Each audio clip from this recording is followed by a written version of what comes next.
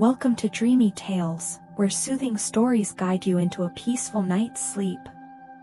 Enjoy imaginative bedtime stories that take you on a journey to the land of dreams, accompanied by relaxing background sounds to help you unwind and drift off easily. Perfect for both children and adults, Dreamy Tales is your ideal companion to relax, wind down, and enjoy tranquil moments.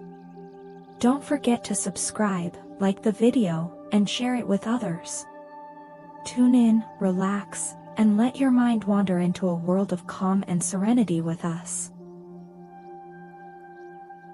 Deep in the hidden folds of a misty valley, nestled between jagged mountains that pierce the sky, there lay a kingdom unlike any other, a realm of breathtaking beauty, shimmering as if it were woven from sunlight itself. This was the Glass Kingdom, a land of fragile, crystalline wonders where every structure, tree, and flower was crafted from the finest, most delicate glass. The rivers sparkled like molten silver, and even the winds carried a soft tinkling sound, like the distant chiming of bells. It was a place of ethereal beauty, but, like its very nature, it was vulnerable. One wrong step could shatter it into 1,000 pieces. The inhabitants of this kingdom lived carefully, moving gracefully through their transparent world, knowing that their every action had the potential to harm the fragile land they called home. But the kingdom's magic, the enchantment that had kept it whole and harmonious for centuries, was beginning to wane. Its once clear rivers started to grow murky, and faint cracks spider-webbed across the glass buildings. In the heart of this kingdom lived a young girl named Lyra. Unlike others, Lyra had a rare and wondrous gift. She could hear the music of the glass. From the tallest glass spire to the smallest pebble, the entire kingdom sang a symphony that only she could hear. To her, the melodies were the whispers of the land itself, an ancient and powerful force that had watched over her people for generations.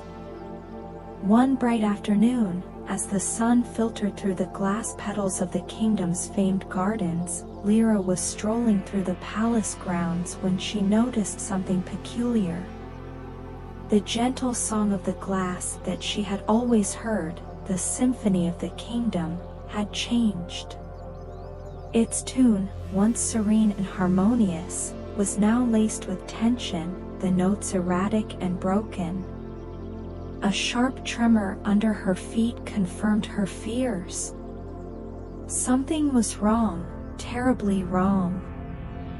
Panicked, Lyra raced to the grand hall where the king and queen held council with the kingdom's advisors.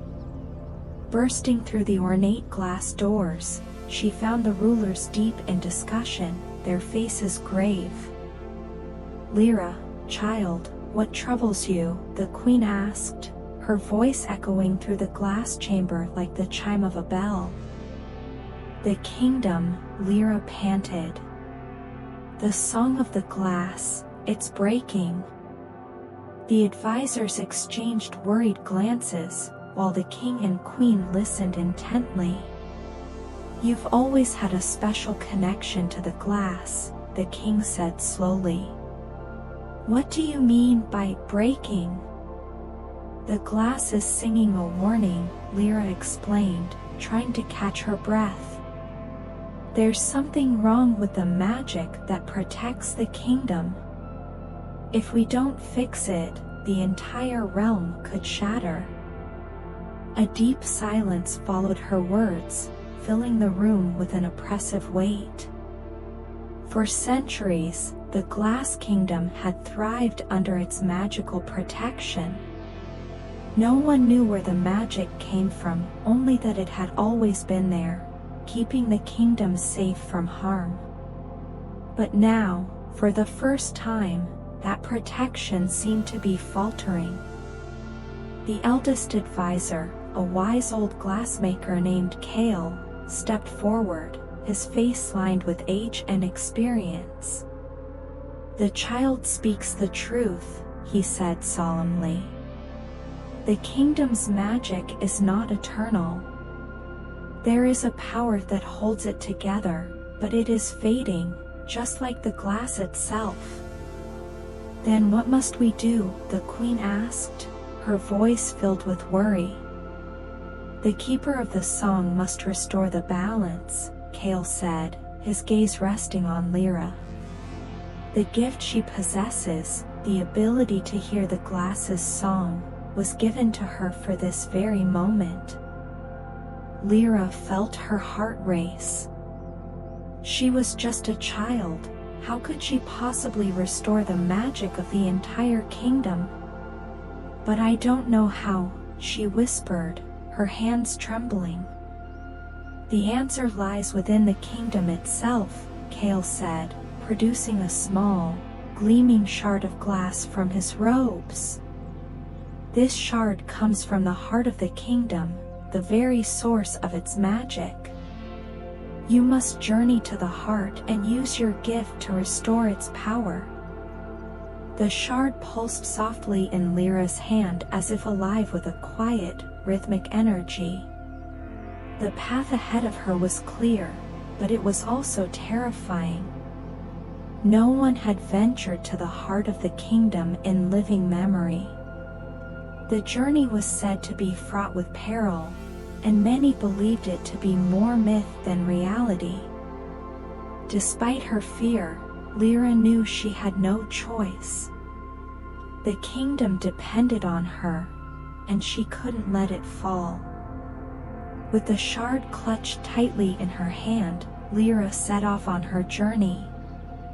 Her path took her through the shimmering crystal forest, where glass trees stretched high into the sky, their branches clinking softly in the breeze. The ground beneath her feet was smooth and treacherous, every step a delicate dance to avoid breaking the fragile landscape.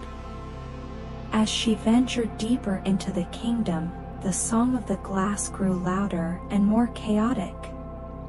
It was no longer a gentle melody but a discordant clash of notes, a cacophony of danger and desperation. Lyra's heart pounded as she followed the sound, her feet carrying her ever closer to the heart of the kingdom. Her journey was far from easy. In the glimmering caverns, where the walls sparkled with countless shards of glass, Lyra had to solve ancient riddles whispered by the wind itself. The wrong answer could send the entire cave system crashing down around her. In the glass marshes, she had to navigate a treacherous maze of fragile reeds and shifting glass sands, where even the slightest mistake could sink her into an abyss. But Lyra pressed on, her determination unwavering. She knew that the future of the Glass Kingdom rested on her shoulders, and no challenge would stop her from reaching the heart. Finally, after what felt like days of endless travel, Lyra arrived at the heart of the kingdom, a magnificent palace made entirely of the purest glass, glowing with an inner light that pulsed in time with the song of the land. At its center was a grand, glowing crystal, the very source of the kingdom's magic. But standing before it was a dark figure, a sorcerer cloaked in shadows, his eyes gleaming with malice. "You've come far, little keeper," the sorcerer sneered, his voice like nails scraping against glass. "But you are too late. The magic of this kingdom will be mine." Lyra's heart raced as she stared at the sorcerer, her grip tightening on the shard of glass in her hand. She could feel the pulse of the kingdom's magic growing weaker by the second, the song of the glass fading into a dissonant whisper. But she would not let the sorcerer win. With a deep breath, Lyra raised the shard and began to sing. The melody that flowed from her lips was unlike any she had ever sung before, powerful, pure, and filled with the very essence of the kingdom itself. The glass around her began to hum in response, resonating with the sound of her voice. The sorcerer's eyes widened in shock as the palace walls began to glow, the magic of the kingdom surging back to life. The ground beneath his feet cracked, sending jagged shards of glass flying in every direction. He stumbled, trying to regain his footing, but it was too late. The power of the Glass Kingdom, restored by Lyra's song, surged through the palace, banishing the sorcerer into the depths of the earth. As the last note of her song echoed through the palace, the kingdom fell silent. The glass walls shimmered with renewed strength, their fractures healed. The kingdom was safe once more. Lyra smiled, her heart swelling with pride. She had done it, she had saved the Glass Kingdom.